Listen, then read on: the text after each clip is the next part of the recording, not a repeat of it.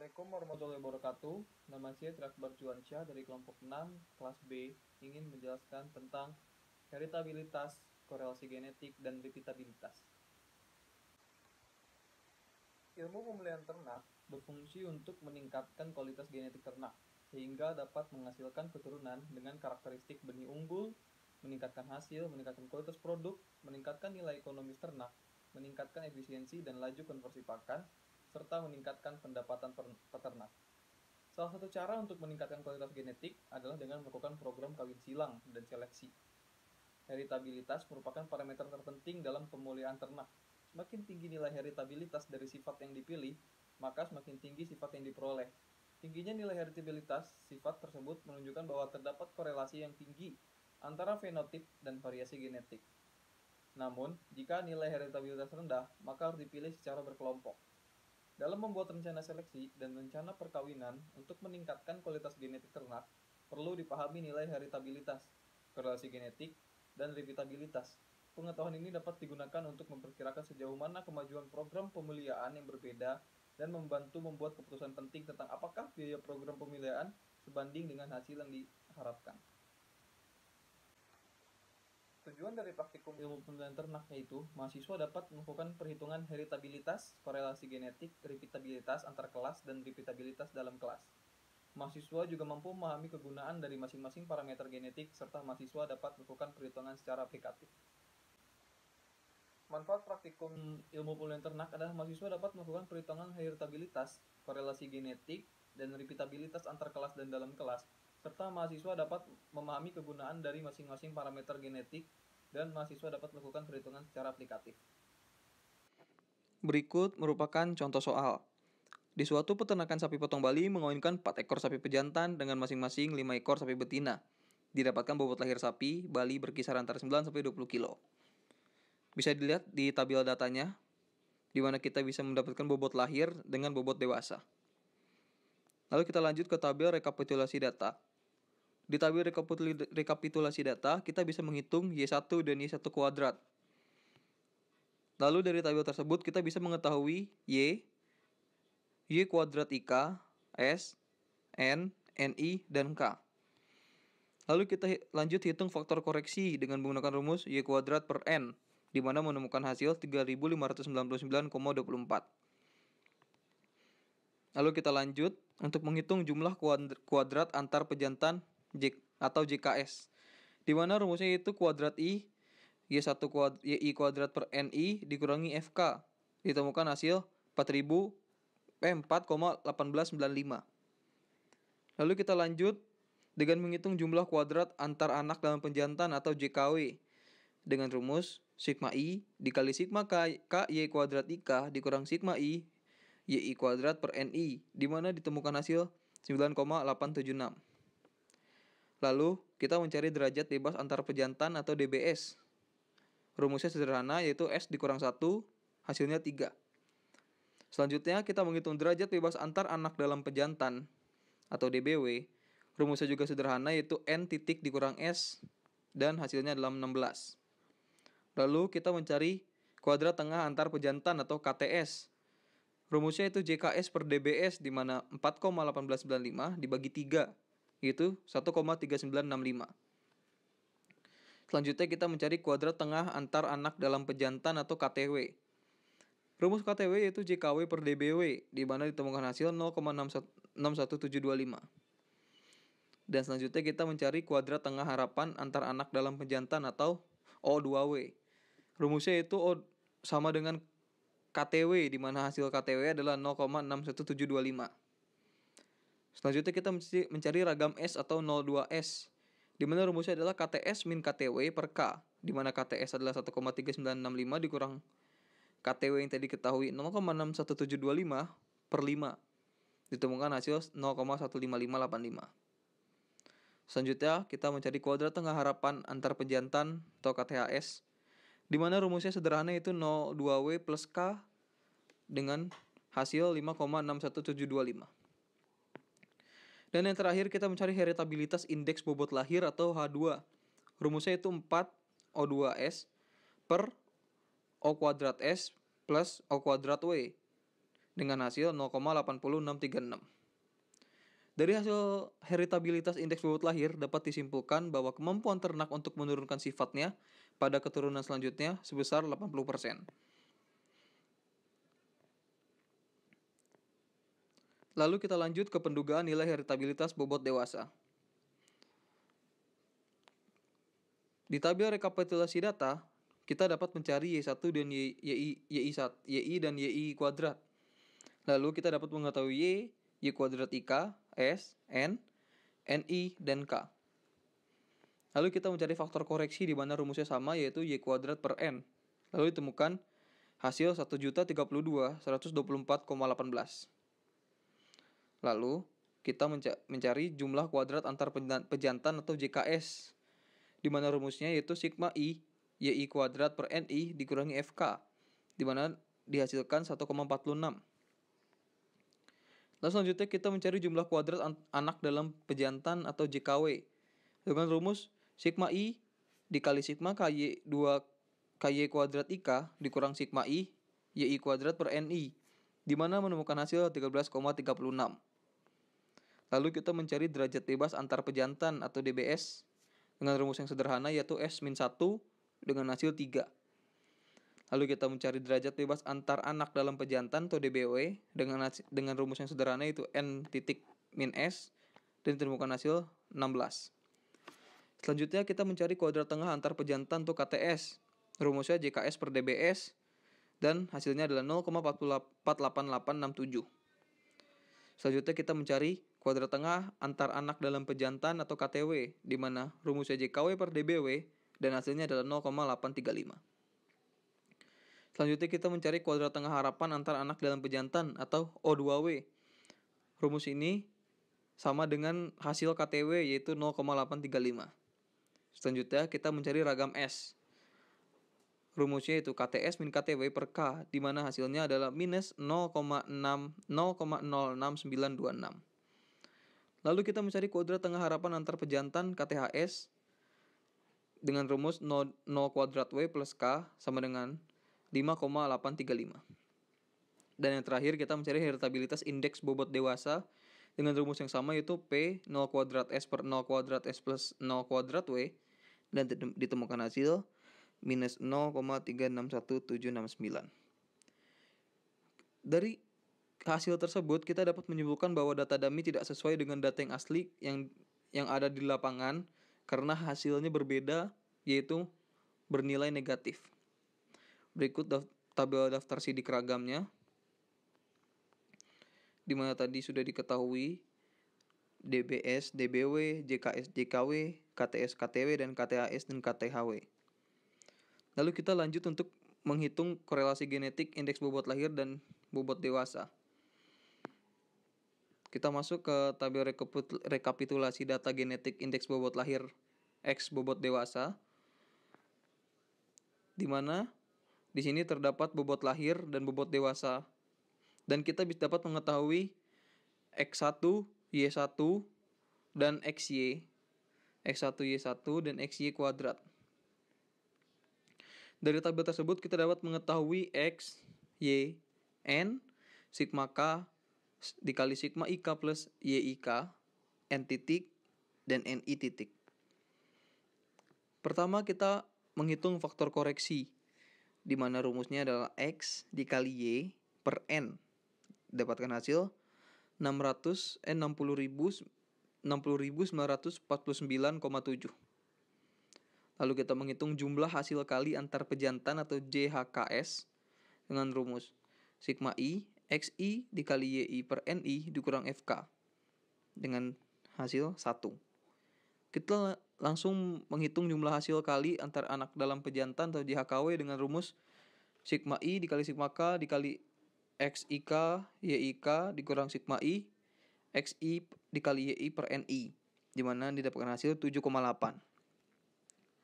Lalu kita menghitung derajat bebas antar pejantan, di mana rumusnya sama dengan yang heritabilitas yaitu S-1 dan hasilnya adalah 3. Dan derajat bebas antar anak dalam pejantan juga rumusnya sama dan dihasilkan 6.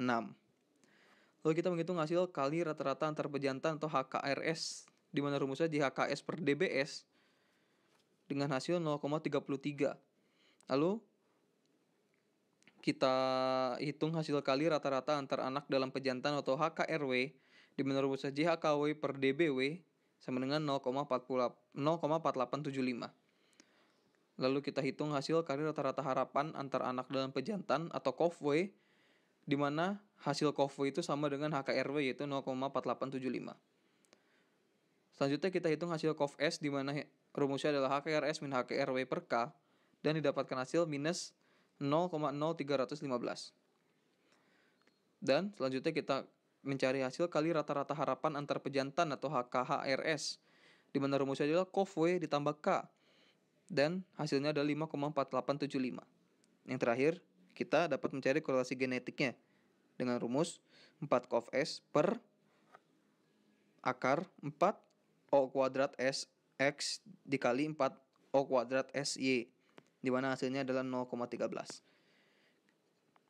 Menurut hasil dari data tersebut, kesimpulannya adalah tidak ada hubungan antara satu sifat dengan sifat lain karena hasilnya tidak mendekati angka 1. Berikut tabel daftar sidik ragamnya, di mana DBS, DBW sudah diketahui tadi di atas, di HKS, di HKW, HKRS, HKRW, HKRHS, dan HKRHW. Selanjutnya kita masuk ke pendugaan nilai repeatabilitas antar kelas. Berikut tabel rekapitulasinya, yaitu menggunakan bobot lahir 1 dan bobot lahir 2. Kita dapat mengetahui X kuadrat, Y kuadrat, dan XY. Rumus repeatabilitas antar kelas yaitu sigma XY dikurang dalam kurung sigma X dikali sigma Y per N tutup kurung per akar dalam kurung sigma X kuadrat dikurang dalam kurung sigma X kuadrat per N tutup kurung dalam kurung sigma Y kuadrat dikurang sigma Y kuadrat per N tutup kurung, di mana ditemukan hasil 0,172. Berdasarkan hasil di atas, dapat disimpulkan bahwa kemampuan ternak untuk memproduksi sapi dengan bobot lahir yang sama dengan bobot lahir berikutnya sebesar 17%, sedangkan 83%-nya dipengaruhi oleh faktor lingkungan. Lalu, yang terakhir kita akan masuk ke pendugaan nilai repeatabilitas dalam kelas bobot dewasa. Berikut tabel rekapitulasinya, kita menggunakan bobot dewasa 1, 2, dan 3, di mana dapat dihasilkan Y1 dan YI kuadrat. Dari tabel tersebut juga kita dapat mengetahui Y, M titik, YI kuadrat MI, MI, sigma I, sigma J, Y kuadrat IJ, dan K. Lalu kita menghitung faktor koreksi di mana rumusnya adalah Y kuadrat per M titik dan menghasilkan angka 2366628,26. Lalu kita menghitung jumlah kuadrat antar individu atau JKB dengan rumus sigma I YI kuadrat per MI dikurang FK, yaitu 18,74. Selanjutnya kita menghitung jumlah kuadrat pengukuran dalam individu atau JKW dengan rumus sigma I sigma J Y kuadrat IJ dikurang sigma I YI kuadrat per MI dengan rumus atau menghasilkan 4733293,7. Selanjutnya kita menghitung derajat bebas antar individu atau DBB. Rumusnya sederhana, yaitu N-1 dan ditemukan 11. Selanjutnya kita menghitung derajat bebas pengukuran dalam individu atau DBW. Di mana rumusnya juga sederhana, yaitu N dalam kurung MI kurang 1 tutup kurung dan dihasilkan hasil 24. Selanjutnya kita menghitung kuadrat tengah antar individu atau KTB dengan rumus JKB per DBB ditemukan 1,703. Selanjutnya kita hitung kuadrat tengah pengukuran dalam individu atau KTW dengan rumus JKW per DBW. Ditemukan hasil 197220,57. Lalu kita mencari kuadrat tengah harapan pengukuran dalam individu atau O2W.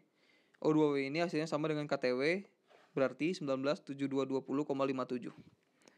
Selanjutnya kita mencari ragam B atau O2B, yaitu dengan rumus KTB min KTW per K, di mana mendapatkan hasil min 65739,62. Selanjutnya, kita mencari kuadrat tengah harapan antar individu atau KTHB dengan rumus O2W plus K sama dengan 197723,57. Lalu yang terakhir kita dapat menghitung repeatabilitas dengan rumus O kuadrat B per O kuadrat H plus O kuadrat W, di mana ditemukan hasil minus 0,5. Dari hasil tersebut dapat disimpulkan bahwa kemampuan ternak untuk memproduksi sapi dengan bobot lahir yang hampir sama dengan bobot lahir berikutnya tidak bisa karena hasilnya negatif. Berikut tabel daftar sidik ragamnya, di mana DBB, DBW, JKB, JKW, KTW, KTB, KTW, KTHB, dan KTHW sudah diketahui dari perhitungan di atas. Heritabilitas atau daya waris adalah besaran bagi pengaruh keragaman genetik terhadap keragaman fenotipik dalam suatu populasi biologis. Besaran ini tidak berdimensi dan dinyatakan sebagai nisbah rasio dari dua varian atau ragam. Berdasarkan data di atas, didapatkan nilai heritabilitas pada sapi yaitu 0,80 sampai minus 0,36. Hasil tersebut tidak sesuai dengan standar heritabilitas sapi potong pada umumnya yaitu 0,30 dan 0,55. Hal ini sesuai dengan pendapat Sari et al. 2016 yang mengatakan bahwa pada umumnya sapi potong memiliki rata-rata heritabilitas 0,30 sampai 0,55. Ada beberapa faktor yang mempengaruhi nilai heritabilitas, yaitu tempat pengambilan data, jenis bangsa, waktu pengambilan data metode yang digunakan dalam pendugaan serta jumlah dan asal data. Hal ini sesuai dengan pendapat Setiawan et al. 2018 yang mengatakan bahwa heritabilitas bisa dipengaruhi beberapa faktor, yaitu jenis bangsa ternak, pejantan, dan faktor lingkungan. Korelasi genetik adalah proporsi varian yang dimiliki oleh dua sifat karena penyebab genetik. Korelasi antara pengaruh genetik pada suatu sifat dan pengaruh genetik pada sifat yang berbeda. Nilai dari korelasi genetik berkisar antara 1 sampai minus 1. Hal ini sesuai dengan pendapat Nugroho 2015 yang menyatakan bahwa koefisien korelasi memiliki nilai tertinggi yaitu 1. Nilai korelasi genetik yang mendekati angka 1 menunjukkan adanya hubungan antara satu sifat dengan sifat yang lain. Begitu pula sebaliknya. Berdasarkan data di atas, didapatkan hasil 0,13, di mana dapat disimpulkan bahwa nilai ini jauh dari nilai tertinggi dari korelasi genetik, yaitu 1. Maka dapat disimpulkan bahwa tidak adanya hubungan antara satu sifat dengan sifat yang lain karena nilainya rendah. Faktor yang mempengaruhi terjadinya korelasi genetik yaitu gen pleiotropik dan gen berangkai, serta metode dalam menghitung korelasi genetik juga berpengaruh terhadap hasil yang diperoleh.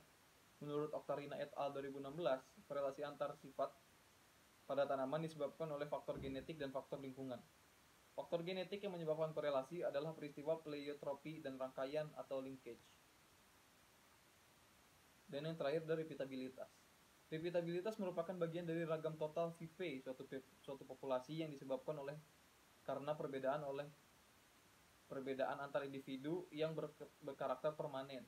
Berdasarkan data di atas, diperoleh hasil repeatabilitas antar kelas pada indeks bobot lahir 1 dan indeks bobot lahir 2 sebesar 0,172 dan repeatabilitas dalam kelas pada indeks bobot dewasa 1, 2, 3 sebesar minus 0,5.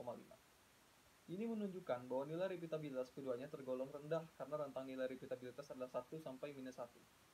Nilai yang dihasilkan ini berarti ternak tidak bisa memproduksi sapi dengan bobot lahir yang hampir sama dengan bobot lahir berikutnya.